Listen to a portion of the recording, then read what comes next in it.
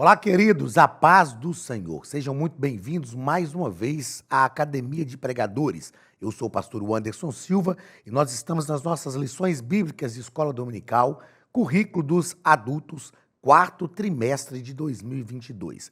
Na aula de hoje estudaremos a lição de número 9, do dia 27 de novembro de 2022. O título da nossa lição, Gog e Magog, um dia de juízo. Dentre as descrições do livro de Ezequiel, nós vamos perceber que o nosso comentarista faz o que eu chamo de uma trama, um caminho do trimestre, e nós já estudamos aqui até a lição de número 8, que o nosso comentarista estava no cativeiro, o povo de Israel estava no cativeiro, Ezequiel foi para o cativeiro na segunda leva.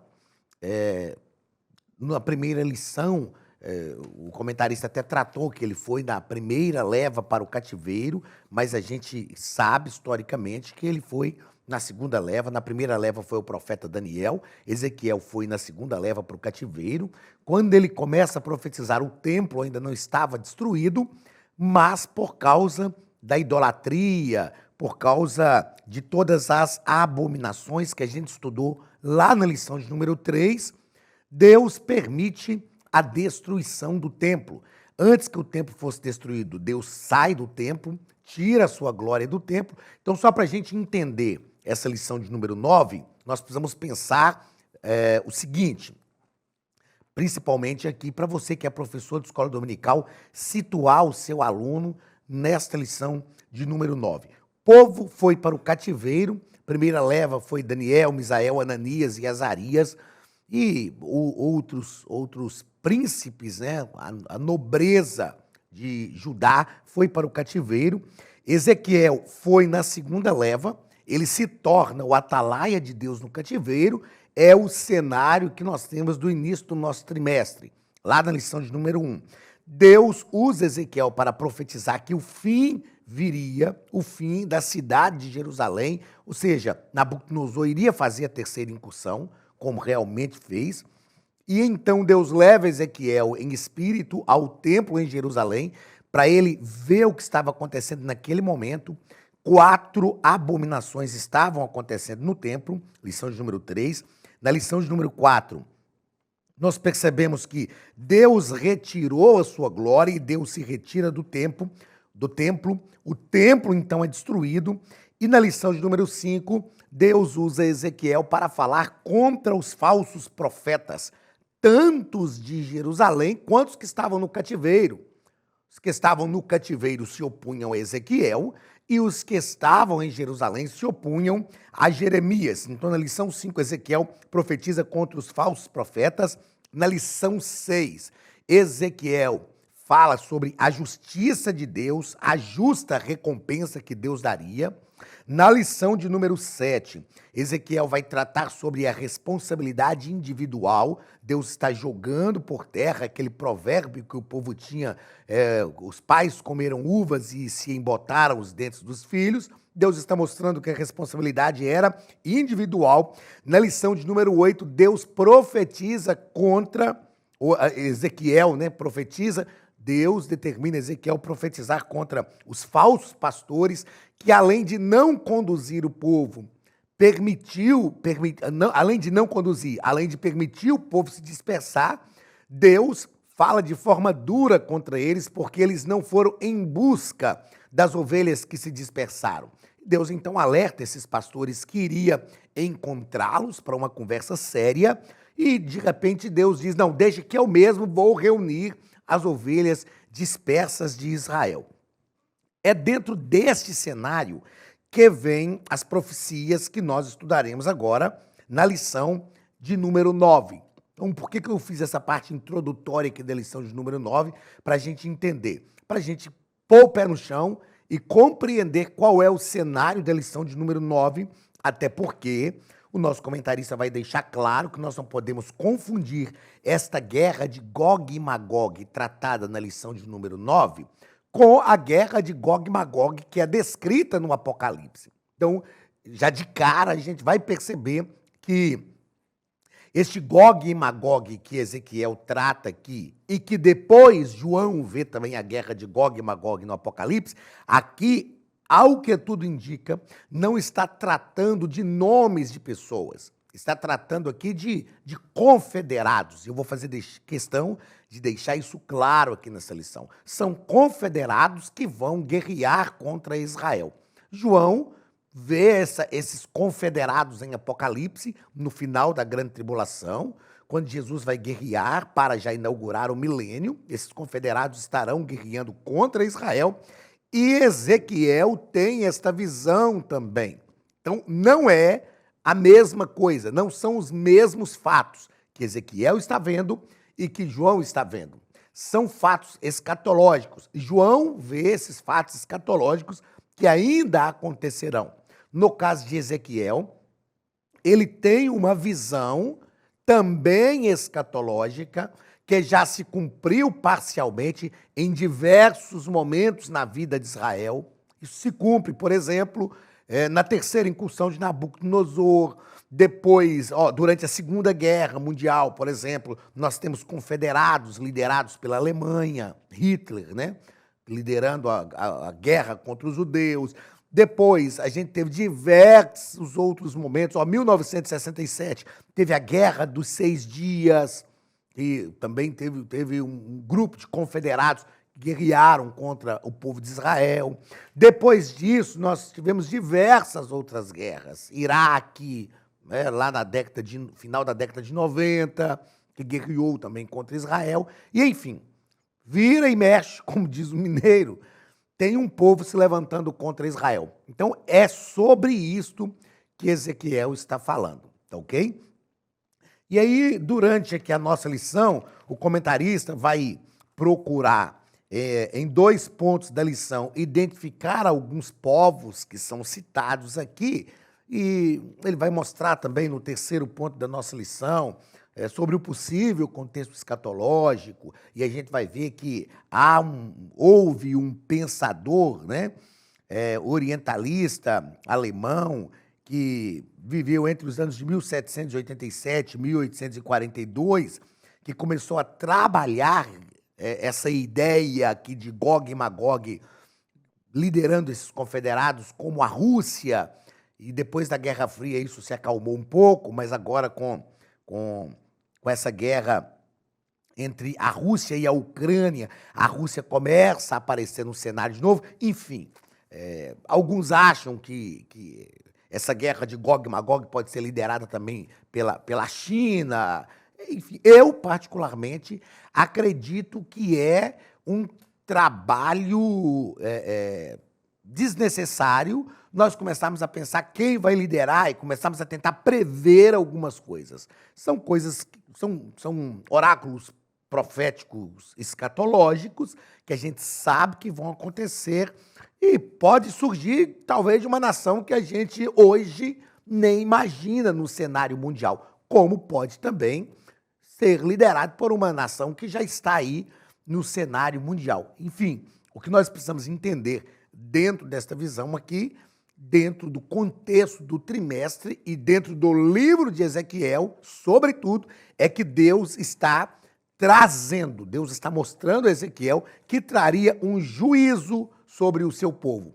Esta guerra, ou estas guerras pelas quais Israel passa até hoje, são execuções do juízo de Deus sobre o povo, com um objetivo que a gente vai entender no final da aula aqui. Por que Deus permite essas guerras? Por que Deus permite esses povos se levantarem contra Israel? Isso tem uma razão específica, e nós vamos tratar disso aqui durante esta nossa aula. O texto áureo da nossa lição está em Apocalipse, capítulo 20, e o versículo 8. E sairá a enganar as nações que estão sobre os 4 cantos da terra, Gog e Magog, cujo número é como a areia do mar, para as ajuntar em batalha. Então, perceba, você pode falar, pastor, mas você acabou de falar que a gente não pode pensar nesta guerra de Gog e Magog com o Gog e Magog que é visto por João lá em Apocalipse. E justamente o texto áureo da lição traz esse contexto de Apocalipse. Por que que esse é o textuário da lição? Porque é importante para a gente entender algo que está em destaque nesse texto, cujo número é como a areia do mar para, isso aqui, ó, para ajuntar em batalha. Isso que é importante nós entendermos, que são contextos paralelos, tanto na visão de Ezequiel, quanto na visão que João tem.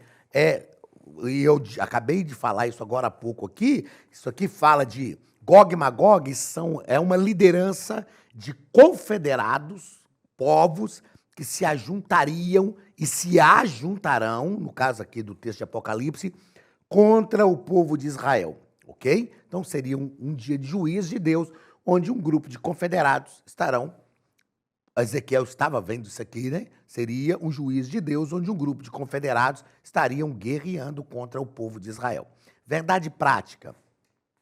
A palavra profética anuncia que antes da restauração espiritual de Israel, virão Gog e seu bando para invadir a Terra Santa, mas eles serão derrotados. Então perceba duas coisas importantes para nós pensarmos aqui, ó. Antes da restauração espiritual de Israel. Nos dias de Ezequiel, isto aconteceu? Aconteceu.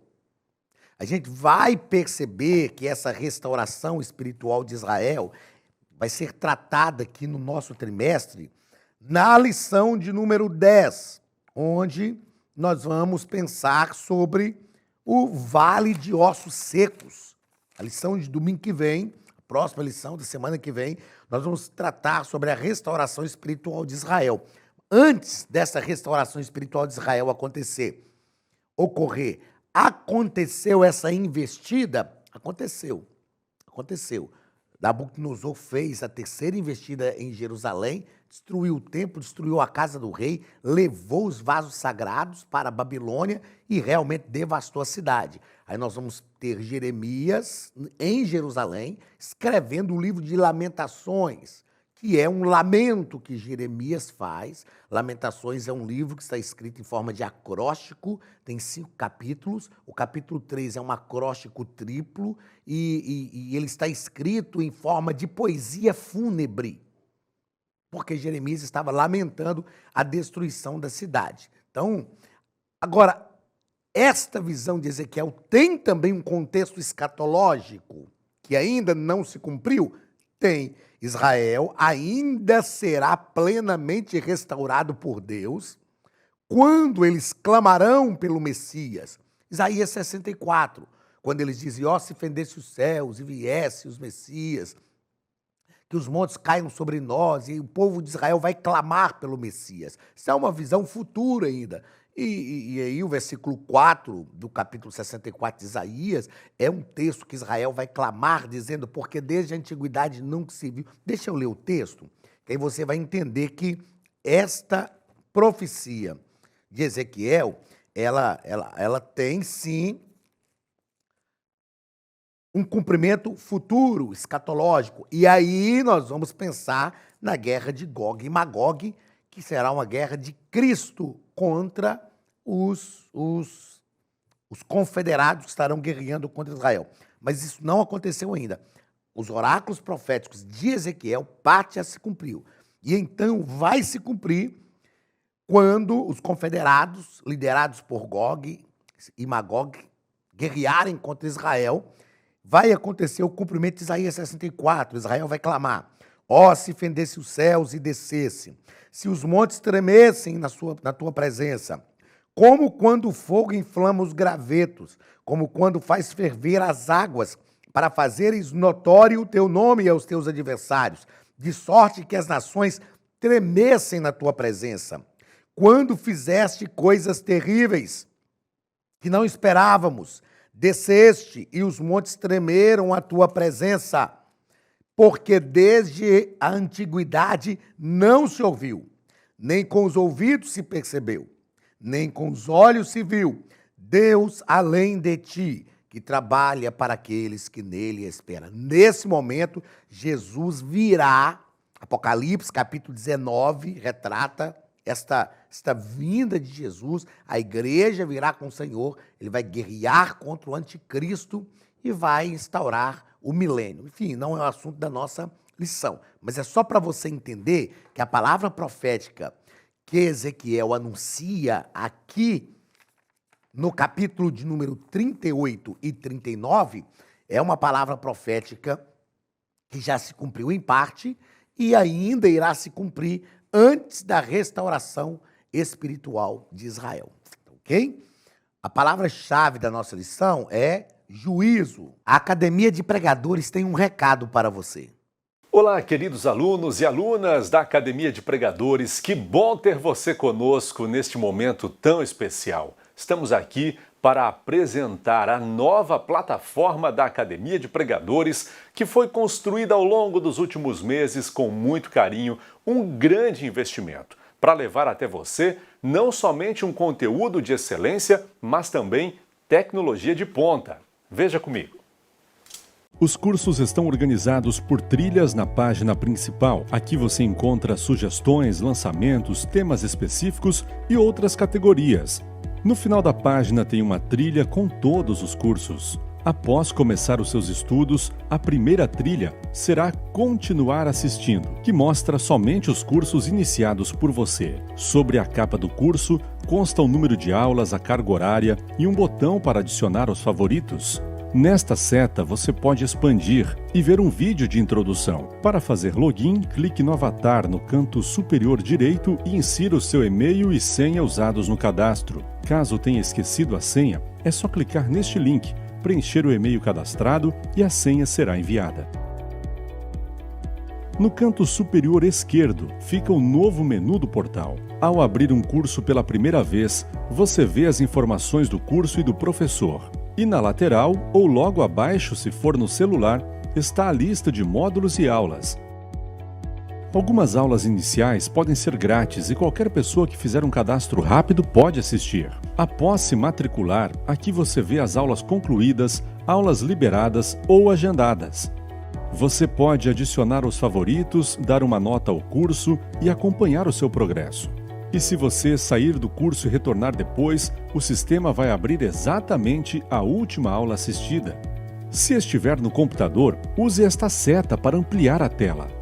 Logo abaixo da videoaula você encontra os links para baixar anexos, como áudio e apostilas. E neste campo em branco, pode fazer as suas anotações enquanto assiste. Depois é só imprimir ou salvar. Quando terminar o curso, clique no botão Emitir meu certificado e ele será gerado automaticamente no mesmo instante e sem custo. Clicando no avatar, você tem acesso ao seu perfil e histórico de pagamento. Em Meus Cartões, pode adicionar um novo cartão de crédito para fazer o pagamento do seu plano. Se você já era nosso aluno e seu cartão não aparece aqui, adicione um cartão na nova plataforma. Então aproveite as novidades e clique em Assine Agora. Escolha um dos planos, venha para a Academia de Pregadores, a maior escola bíblica online do Brasil.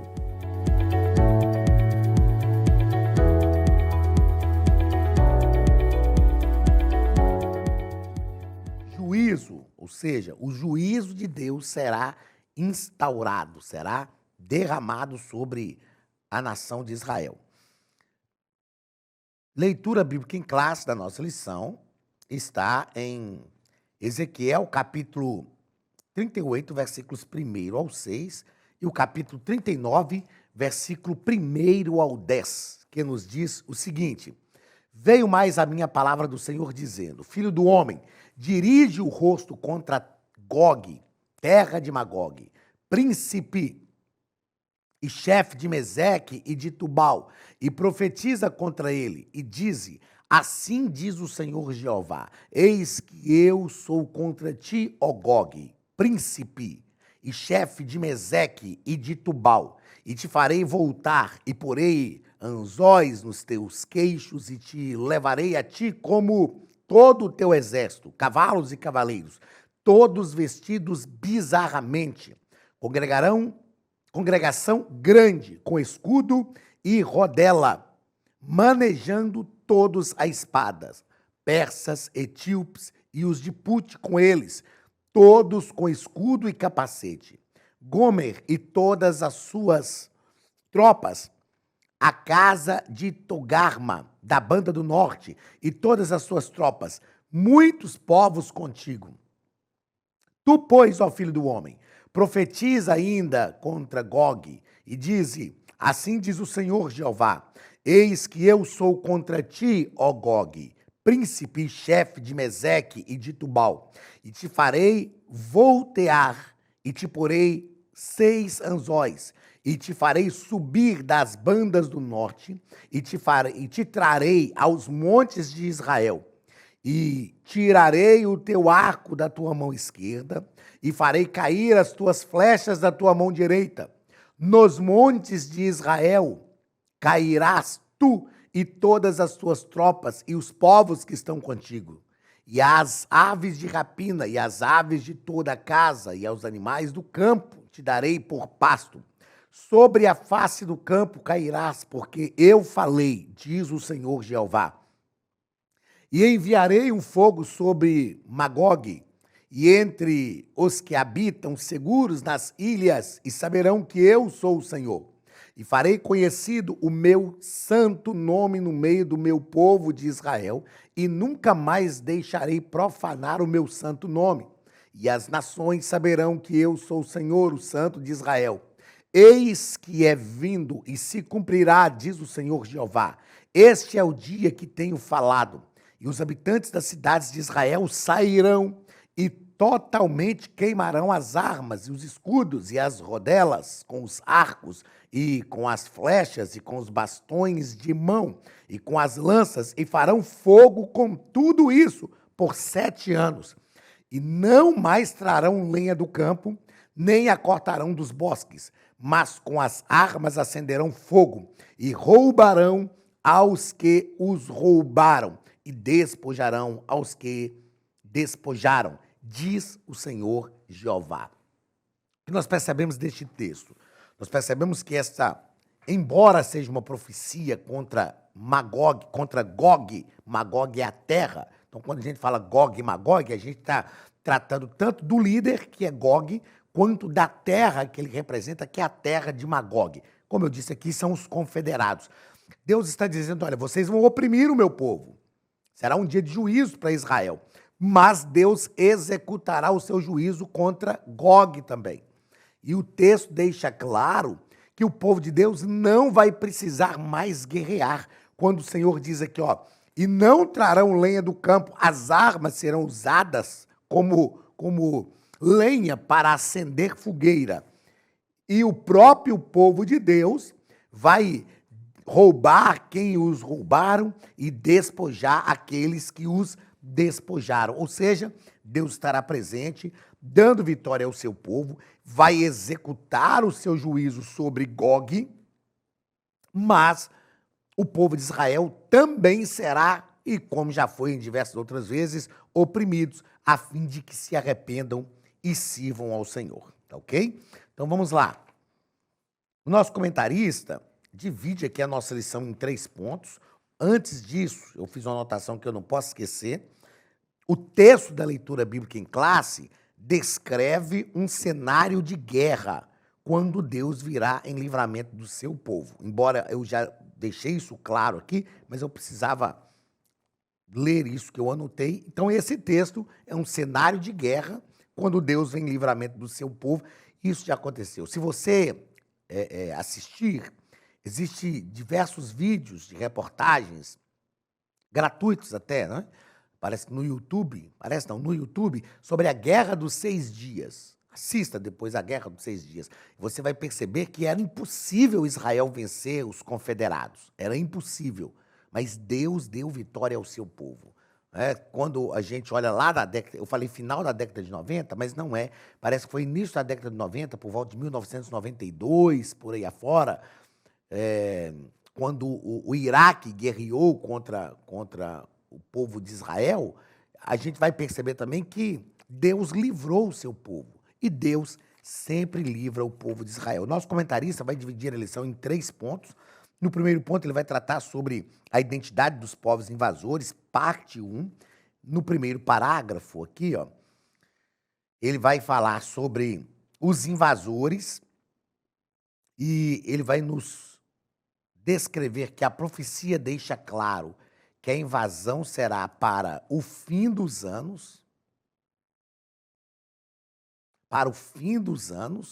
no fim dos dias, depois da restauração do Estado de Israel, e isso significa que será antes da grande tribulação, ou talvez logo no início dela, portanto, não é a mesma guerra do Amargedon, né, de Apocalipse capítulo 16, isso será outro momento. Como eu disse, as profecias de Ezequiel, elas têm um cumprimento ao longo da história de Israel. Algumas situações já aconteceram, semelhantes, de guerra, e outras situações ainda irão acontecer. Depois, no segundo parágrafo, o nosso comentarista vai tratar sobre compreendendo a profecia, e ele diz que o discurso de Ezequiel deixa claro que a mensagem não é para a sua geração, mas para quando Deus fizer regressar o povo da diáspora de todas as nações. Então é algo escatológico.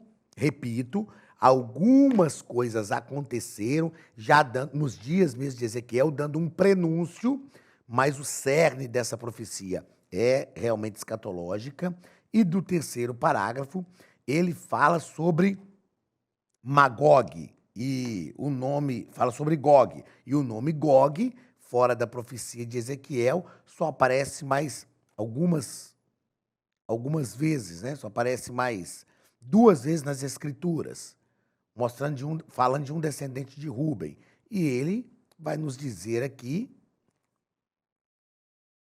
que a descrição profética parece indicar um título e não o nome de uma pessoa. Foi o que eu disse no início aqui da lição.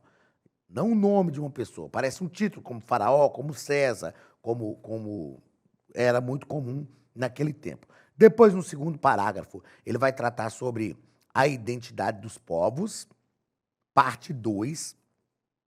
Aqui ele vai nos deixar claro que Magog é o nome de um dos descendentes dos filhos de Noé, é o nome de um dos descendentes de Jafé, filho de Noé.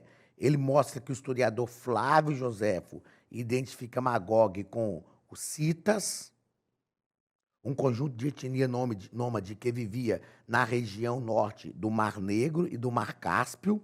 Então, ele vai dando aqui algumas ideias e nos conduzindo de forma a identificar esses povos. É claro que é algo escatológico, e essa identificação dos povos aqui é uma questão geográfica para a gente entender, e não quer dizer que será exatamente este povo aqui que vai liderar esses confederados. Aí ele vai falar sobre Meseque e Tubal, e depois, no terceiro parágrafo, ele vai falar sobre a localização de Gog, e ele deixa claro para a gente que a Bíblia hebraica emprega esse nome Cush para a Etiópia e Put para a Líbia. Ambos, Cush e Put, são descendentes de Cã, filho de Noé. Então a gente tem uma ideia mais ou menos aí de quais povos seriam. E no terceiro ponto da nossa lição, ele vai falar sobre o contexto escatológico. Primeiro parágrafo, Gog e Magog. Ele vai nos dizer que essa mensagem contra Gog, terra de Magog, príncipe, chefe de Meseque, são as palavras que Ezequiel usa, e de Tubal é uma das passagens mais difíceis de serem interpretadas nas Escrituras, e muitos acreditam se tratar de uma expressão genérica para indicar o futuro inimigo de Israel, ou seja, uma questão genérica. No segundo ponto, ou segundo parágrafo desse terceiro ponto, ele vai nos deixar claro que, por uma fonética da palavra chefe em hebraico, Kerosh, que significa cabeça, Rosh, que significa designa, né? Tem um significado amplo, cabeça, chefe, pico, monte. Alguns acreditaram que esse título, né? Então foi a semelhança desta expressão, que alguns acreditaram que esse líder Gog aqui poderia indicar a Rússia. Aliás, quando a gente para analisar alguns estudos, principalmente da década de 80, período da Guerra Fria, alguns estudiosos da escatologia acreditaram que a Rússia que poderia ser esse anticristo, a Rússia que poderia se levantar como líder desses confederados. No terceiro parágrafo, ele vai mostrar que a origem dessa interpretação não vem do dispensacionalista, mas foi um famoso orientalista alemão, que viveu entre 1787 e 1842, que fez essa análise, e depois da Guerra Fria, alguns não acreditavam mais que seria a Rússia, mas com a guerra da Ucrânia em 2022, agora, né, essa relação da Rússia com o Ocidente se estreitou, ficou complicada de novo, e aí a Rússia aparece de novo no cenário. Como eu já disse aqui, talvez pode ser outras nações, talvez alguma nação que a gente nem imagina, talvez pode ser como a Coreia do Norte, enfim, várias nações podem se levantar aí. Mas esse é um cenário que o nosso comentarista propõe aqui. Eu quero fazer 3 considerações que eu penso ser importante dentro do contexto desta lição, antes de encerrarmos a aula. Primeira, precisamos compreender que cada batalha que Deus permite contra Israel é o cumprimento de uma fase na condução da história de seu povo em reconhecer o Messias, que vem para a salvação e restauração plena de Israel. Então, cada batalha que Deus permite, cada povo que Deus permite se levantar contra Israel, é uma fase nessa história de Deus com o povo de Israel, a fim de salvar, livrar o seu povo e fazer com que Israel reconheça Cristo como Messias, que vem para salvar e restaurar o seu povo. Isso é importante nós entendermos.